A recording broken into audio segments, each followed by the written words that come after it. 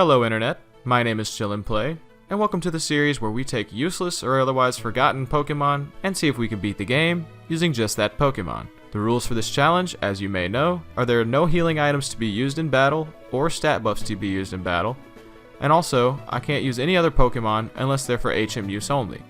Most of the time, especially if I'm in an important fight, I will have these Pokemon fainted so they cannot come into battle for any reason. The Pokemon we're going to use for this challenge run is Skitty, the Generation 3 normal type Pokemon. I modified the game so that Skitty is our starter instead of Mudkip. Now Skitty does evolve into Delcatty with the use of a Moonstone, but I should mention that for this challenge, we're definitely not going to do that. We're going to attempt to beat the entire game with just a Skitty and a Skitty alone. Let's see if we can do it. The first battle of the game is with our friend / rival May. Now for like most Pokemon games, it doesn't really matter who your starter Pokemon is at this point because everybody's relatively weak. You hit them with a few tackles, you take a few pounds, and then either you come out on top or you happen to lose. A lot of times though, the AI will usually go for some growls or tail whips, wasting their turns and allowing you to get the easy win. I should also mention at this point that Skitty has the ability Cute Charm, which infatuates the foe if it's the opposite gender on contact. It also has a naughty nature, which increases our attack power while lowering our special defense. Before we get too far into the game, I feel like it's important to get some EV training done on these wild Poochyenas found west of the Petalburg city. I go ahead and take some time to train up and get my attack stats higher so that I'll have an easier time late game. After I get tired of knocking around Poochyenas, it's time to head on towards the first city to challenge the first gym. But first we have to have an encounter with a Team Aqua Grunt who has a level 9 Poochyena. As you can probably imagine, this is a pretty easy fight, and we knock it out no problem. The only notable thing to happen here is we do hit level 13 and learn the move Sing in place of Growl. Now Sing is going to help us out a lot with the first few gyms, where Skitty is going to struggle. The first gym leader of this challenge is Roxanne, and as you guessed it, she uses Rock type Pokemon. She's got 2 Geodudes and a Nosepass, and she's pretty beefy, especially for my Skitty who knows nothing but normal type moves and can't do jack crap against it. My only option is to use Sing and hope for the best with the sleep rolls. After putting Geodude to sleep, I proceed to hit it with some tail whips and try to lower its defenses so I can do some damage with Double Slap. The reason I'm using Double Slap over Tackle is the fact that it hits 2 to 5 times and each hit has a chance to critical hit independently. But I quickly learned that it's not that accurate and it also just doesn't do much damage at all. Geodude wakes up immediately and starts to wreck me. The first fight goes about how you'd expect, and I don't even kill the first Pokemon. It's time to train. After hitting level 20, I return to Roxanne's gym to give her another battle. I use the same strategy as usual and put the Pokemon to sleep and proceed to tail whip it to lower its defenses. Geodude wakes up and goes for a Rock Tomb, but it misses and allows me to put it right back to sleep. And that was the lucky break I needed. This allows me to get him into red health before getting potioned to nearly full HP. However, at this point, his defenses are too low and he doesn't outspeed me, so I'm able to tackle him back down to dead. We repeat the cycle in the next Geodude, and we actually get lucky enough to knock it out with a critical. Next comes Nosepass, and it's the same strategy. Sing it to sleep, tail whip it a bunch, and then proceed to tackle. However, we get a really early lucky critical hit, and we knock him out from nearly full HP. And that's our first and probably most difficult gym badge under our belt. As we're heading out of the city, we're met with our rival May, who wants to see how strong we've gotten. Unfortunately for her, we've been lifting a lot of weights in order to get through all those Geodudes. Her poor team doesn't stand a chance at all. First Pokemon Wingull is going to go down with a nice Double Slap triple hit. Next she sends out her Trico level 15, and one of our 3 hits from Double Slaps happens to be a critical, knocking it out without taking any damage. After delivering the Devon goods to Steven, it's time to take on the second gym leader, Brawly. Now his team is fighting type, so you know they're super effective against me, and they're going to be an issue all around. After sending Machop to sleep and getting some hits off on it, it finally wakes up and karate chops me, but it falls in love with me, allowing me to knock it out before it can get another hit off. The next Pokemon Meditite ends my life after Sing misses and he gets a nice super effective Focus Punch on me. It was at that point that I realized that it's always going to go for Focus Punch right away, so I need to attack it in order to avoid it, because Focus Punch doesn't work if the Pokemon takes damage before it can use it. So as you can see, it always goes for Focus Punch, and my Double Slap misses, and he kills me from full HP. The next time I get to Meditite, I opt out of using Double Slap because of its inaccuracy issues, and I go for some tackles instead. This way I'm able to knock it out and move on to the next Pokemon. But Makahita throws me across the room and breaks my neck and I die. Makuhita proceeds to throw my cat around like a rag doll for a while until finally we get lucky. I go for the double slaps after a tail whip, and we hit 4 times and we kill it. Thank God. Fighting types are not nice to my little cat. NANI? As we make our way to the 3rd gym, we're faced with our rival again. And this time our team's got a little stronger, and she's looking to give us the woot wop after what happened to her last time. First Pokemon Wingull goes down with no problem, but it does manage to get a growl off on us and lower our attack stat. Slugma comes out, and he's pretty easy as well, but he does get the yawn off, which is going to put me to sleep and interrupt my flow here. I try to put him to sleep to counteract it, but I miss. He gets a few burns off, and I'm just sleeping away as he burns my fur off of my body. Eventually we do wake up though, and we tackle him down with vengeance. Next up comes Grovyle, who is level 21 and decently strong. Once he hits me with Pursuit, he falls in love with me, and then I go for a Sing and miss. At this point, I'm just praying that he's going to miss me as my health is getting low, but I'm not getting very lucky. After sustaining a couple of pursuits, I live with 4 HP, and I need 1 more attack. Finally, he's immobilized by his love for me, and we kill him. The first order of business once we get to Mauville City is to pick up the coin case and start browsing the TMs. At this point, I'm trying to decide between Ice Beam and Thunderbolt to add to my list first, because these moves are very expensive but also very beneficial. However, throughout this playthrough, I'm going to need both of those moves, and right now I can't even afford one. So I grind up on some trainers and get my money up. Even after I defeated all the trainers, I still didn't have enough money, so I decided to try to get lucky, and well, I start gambling. I spent a lot of time trying to do this, a lot more than I'm proud of, even holding the speed up button to try to blast through it quicker, but I just couldn't get lucky enough to build my cash up. Even after about 3 or 4 wins, my cash stack only went up by about 500. And it was taking a lot of time to do this. I was beginning to wonder if I was wasting my time, but I invested so much time already that I just didn't want to give up. I think I was gambling so recklessly that I destroyed the machine. I've never even seen this animation before, have you? After getting sick and tired of gambling, I decide I'm just going to risk it and see what happens at the gym. So I challenge Wattson, and he's a big issue. Even though the Voltorb goes down in 1 critical hit, the rest of his team is not going to be so forgiving.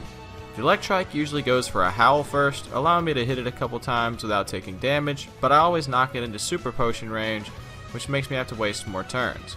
It's not really a big deal though, because I do outspeed it and I'm able to kill it without taking damage overall. The next Pokemon, Magneton, is where the real issue comes in. I'm usually able to put it to sleep with Sing, but even still, it's so tanky, I can literally barely put a dent in it.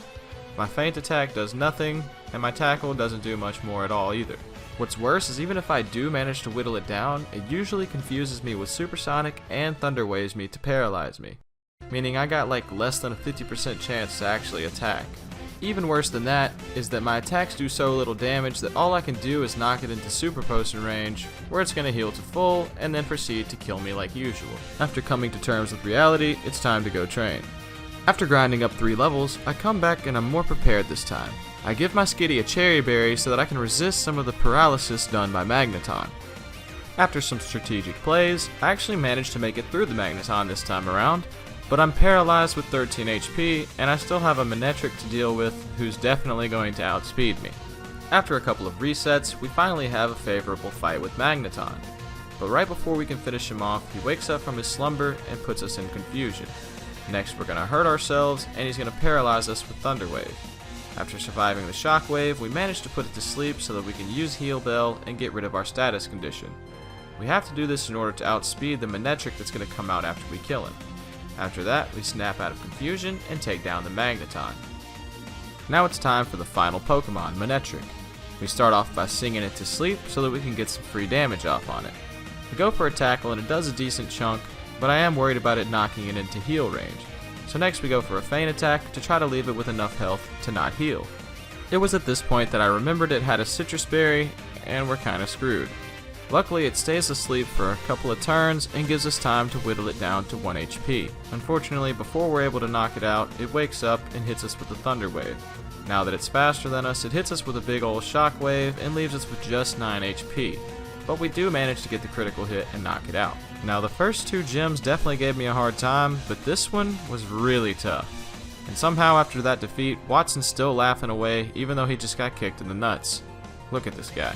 Another added bonus is at this point we actually get enough money to go buy the last coins we need to pick up Ice Beam from the game corner. I end up choosing Ice Beam because Wattson gave us Shockwave as a reward for defeating him, so that's going to give us a good amount of type coverage that we need.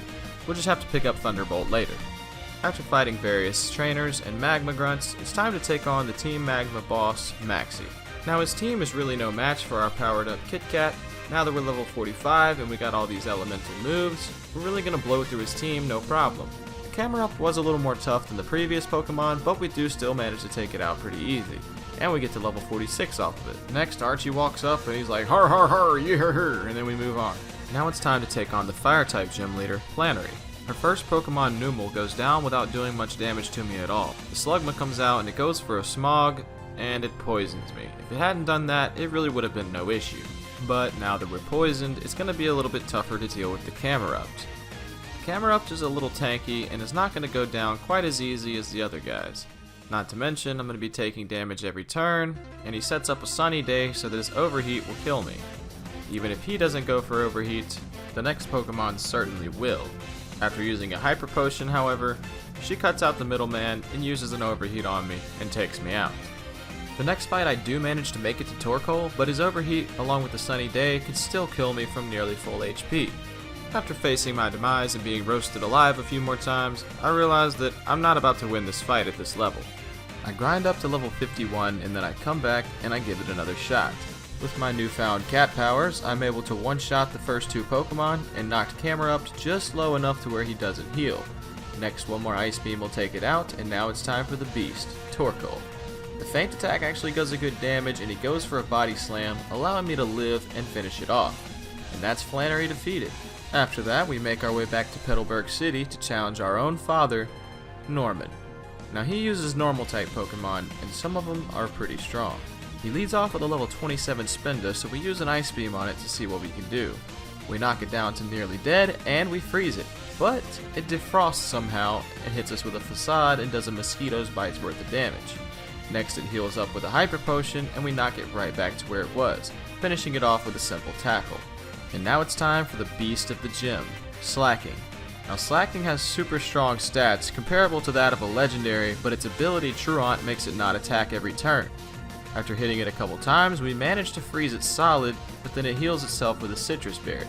With the Slacking still frozen solid, we managed to finish it off with no problem at all, and that thing could have given us some issues, so I'm really fortunate with that. Next up comes a Vigoroth, but we luck out with a critical hit and kill it in one shot. The final Pokemon to come out is Linoone, and this thing is nowhere near as strong as the Pokemon we've already killed. So we proceed to take it out with ease and earn ourselves another badge. And now we've beaten up our father for deserting us. Thanks a lot, Norman. One thing he does do that kinda makes up for it is give us a TM for Facade. Facade is a pretty strong move. It's definitely going to be better than Tackle, and it's going to be the normal type move we use until we get Return. Unfortunately, we don't get Return until the very end of the game, so this will have to do for now. After all that's over, we head back over to Mauville, and we do Wattson's little quest for him so that he gives us Thunderbolt. Now this is going to come in a lot of handy because, well, now we don't have to spend a lot of money on it. So we teach it to our Kit Kat in replace of Shockwave. Next up, we deal with the Aqua Grunts at the Weather Institute with a biddly bop whoop wop, and then we head on out. I'm not going to include this footage. After the shenanigans are over, our old pal May is back to try and prove herself once again. The Slugma goes down with one hit from Facade, and it was at this point that I realized that I forgot to heal before this fight. Let's hope it goes smoothly. After a couple hits, the Lombre goes down, and then Grovyle is absolutely screwed now that we have Ice Beam. He goes down in one hit.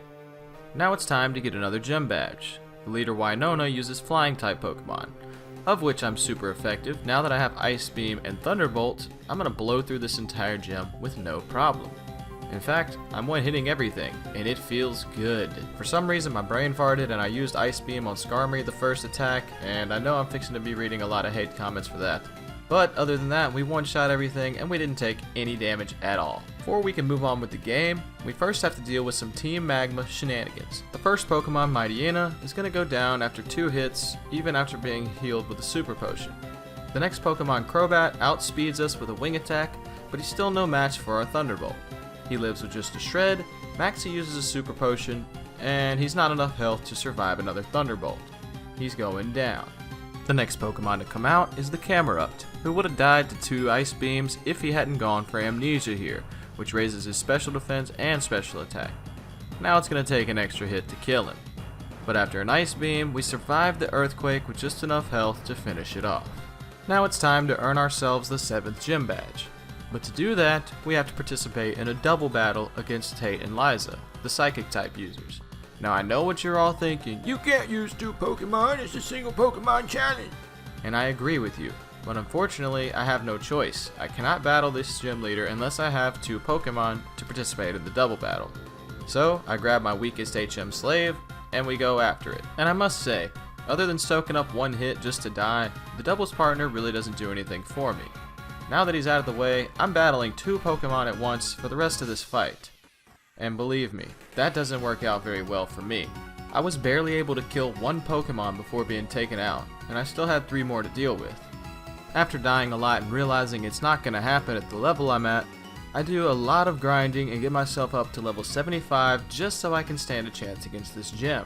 On this fight I was actually able to get a freeze on Claydol, which I figured would help me out a lot. If I can resist killing him, I can leave him there frozen while I simply battle one-on-one with the other members of the team. Unfortunately for me, Pokemon happened and he defrosted on the first turn, and proceeds to hit me. After battling my way through the rest of the team, I made it to the last 2, but I still died, and one of them was still full health, the other one was about half. After a couple of tries, I finally get a lucky fight. I one-shot the Claydol and the Xatu wastes his turn on my party member, allowing me to not take any damage with the first 2 Pokemon. Now that the Solrock and Lunatone are out, I choose to prioritize the Lunatone because it's the one that usually goes for the most attacks. Solrock usually wastes a turn with Sunny Day and then proceeds to use Flamethrower, which doesn't do that much. And as you can see from that there, his Psychic doesn't do much either. After getting a critical hit and one-shotting Lunatone, all that's left is the Solrock, who also goes down in 1 hit from Feint Attack. And finally, we conquered the gym. Only 1 more badge to go, and it's on to the Elite Four. After Team Magma and Team Aqua both selfishly pursue their goals, they unleash the legendary beasts and attempt to destroy the world. So I have to release Rayquaza to handle business. He shines down from the holy light above and swoops in to save the day. He then approaches Kyogre and Groudon and proceeds to hit him with the traditional, "Yo, I'm trying to sleep here, boys. Now shut up before I have to give you the woot wop." They cower in fear, back away slowly, shaking and trembling and all, and then Rayquaza lets out a mighty roar and goes back to bed. After that display of power, it's time to face the final gym, Juan the Fashion Guru, and we are about to assert our dominance on him. None of these water types stand a chance against my Thunderbolt. Love Disc goes down in 1 hit, and out comes Whiscash. Now Whiscash, if you didn't know, is ground and water, so Thunderbolt's not going to work here. We hit him with the Facade and knock him down to nearly 1 HP. However, Juan's going to whip out the old wallet and give him the Hyper Potion. We Facade him right back down to low health and then finish him off with 1 more. Next is Accelio, the water ice type, who's going to die to 1 Thunderbolt. The next one, Crawdaunt, also dies to 1 Thunderbolt. Facade nearly kills Kingdra, he goes for a double team, and then 1 more Facade finishes him off. And that's the final gym leader completed. Next we do what we probably should have done before that fight and pick up the TM from return and teach it to Skitty. Now we have our final moveset, or at least almost final. Before we can get started in Victory Road, we first have to have a battle with our protege, Wally. His first Pokemon, Altaria, is going to go down with an easy Ice Beam in 1 shot. Next we have to kill a Delcatty, one of our own kind, in cold blood just to proceed on with the game. But it dies in 1 shot. Next we deal with a Magneton, our mortal enemy, who takes a pretty good chunk from return, and then we finish it with a non-optimal Ice Beam. It's nice to finally blow through one of these. Next up is a Roselia, who gets an Ice Beam to the baby toe and dies. Next is the fully evolved form of the Pokemon we helped Wally catch back in Petalburg. But a Feint Attack is going to do a huge chunk of damage, then it goes for a Future Sight, which unfortunately it's not going to be alive long enough to see that attack happen. We take it out with another Feint Attack. And with that, Wally's defeated and we'll never see him again. Bye bye! Before we continue, I do a little backtracking to pick up the TM for Shadow Ball. I planned on having this move earlier in the game, but I actually forgot about it, and so I go ahead and pick it up now in case I need it for the Elite Four and the Champion Battle. After that, I forgot to record this, but I went to Dewford Town and picked up the Silk Scarf to power up my normal type moves. It's an item I probably could have used throughout the game, but then again, I felt like the black glasses were going to be good to power up my least damaging move, and I had the stab bonus already for my normal moves. And now, it's the moment we've all been waiting for. It's time to take on the Elite Four. First battle is with the Elite Four member Sydney, the Dark type user. After Mighty Ina's Intimidate cuts our attack, our return can't quite one-shot him, allowing him to get a sand attack off on us. After he full restores to full health, we Shadow Ball him to knock him down just a little bit so the return will one-shot him on the next hit. The next Pokemon Shift Tree is Grass and Dark type, so Ice Beam is going to be super effective, but of course we miss and he goes for a double team. Now that we have 2 accuracy stages down, we finally hit him with an Ice Beam and we one-shot him. The next Pokemon Cacturn is the same types as Shift Tree was. Our first Ice Beam misses because of that sand attack, and he uses Cotton Spore to slow our speed. Now that he's faster than us, he gets off a Needle Arm and becomes infatuated with us. We proceed to miss another Ice Beam, and then we're forced to eat a Feint Attack, causing our health to go lower. But this time we finally land the Ice Beam, and we take him out in one shot. It's about time. Next up is Crawdaunt, who wastes his turn by going for Swords Dance and allows us to one-shot him with Thunderbolt. The final Pokemon Absol comes out, and he uses Swords Dance as well. I opt to use Return on him because I'm not sure if we have any better move to use, and I'm pretty much right. We knock it down to red HP, it eats its Citrus Berry, and then we withstand the slash with 50 HP to return the damage. And with that, we've defeated the first member of the Elite Four. Next up is the Ghost type user, Phoebe. The first Pokemon, Dusclops, is not really that big of an issue, except for the fact that it likes to spam Protect. When we finally get a Shadow Ball off on it, we nearly one-shot it, but it lives long enough to get a Confuse Ray on us. After it gets fully healed by a full restore, we hurt ourselves in confusion, get spammed by Protect, and then one-shot it with a critical hit Shadow Ball. The next Pokemon, Bannet, easily dies to one Shadow Ball. And then Sableye comes out, and we have to hit it with 2 Ice Beams to take care of it. With that thing out of the way though, now we get a freebie. She sends out her second Bannet, and we're going to one-shot that thing as well with a Shadow Ball. Last but not least is another Dusclops, but this one's a higher level. We knock it down into full restore range and survive the Earthquake, and luckily, it eats its berry instead of healing with a full restore. That allows us to knock it down with 1 more Shadow Ball and win the battle. The next member up is Glacia, the Ice type user. Now luckily for us, her Pokemon happen to be Ice and Water typically, allowing us to knock all of them out pretty easy with Thunderbolt. Like clockwork, we one-hit every single one of her Pokemon using Thunderbolt in return all the way to the final Pokemon, Walrein. Now Walrein is a little bit of a beefcake. It survives with red health and gets off a Surf on us that does a pretty decent chunk of damage. However, it's the strongest Pokemon on the team, so it's going to eat a Citrus Berry and restore its health. Thankfully, that's going to keep it out of full restore range and allow us to knock it out with 1 more Thunderbolt. And with that, we only have 1 more Elite Four member to face, and then the champion. The final member of the Elite Four is Drake, the Dragon type user. Unfortunately for him, I came prepared. Our Ice Beam is going to sweep through this fight so easily. We one-hit the first few Pokemon, Kingdra survives a return with a little bit of HP, full restoring to max health, but then we just take it right back down with a couple more returns. The next Pokemon, Flygon, is easily going to die to an Ice Beam, and then Salamence is 4 times weak to Ice Beam, so he's going bye-bye as well. And now, that's it. The Elite Four is defeated. The only opponent left is the champion, and it's Wallace himself.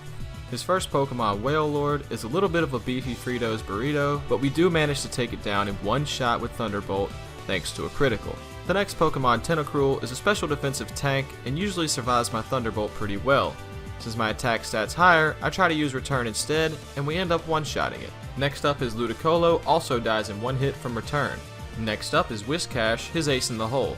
Because electric types are good against him, he likes to throw this thing out and try to use Earthquake on you. But since I'm not electric type, I don't have any problem killing this thing. I knock it down to red health, and then it full restores, and I hit it with another Return. This time, I outspeed it, but wait, it full restores again.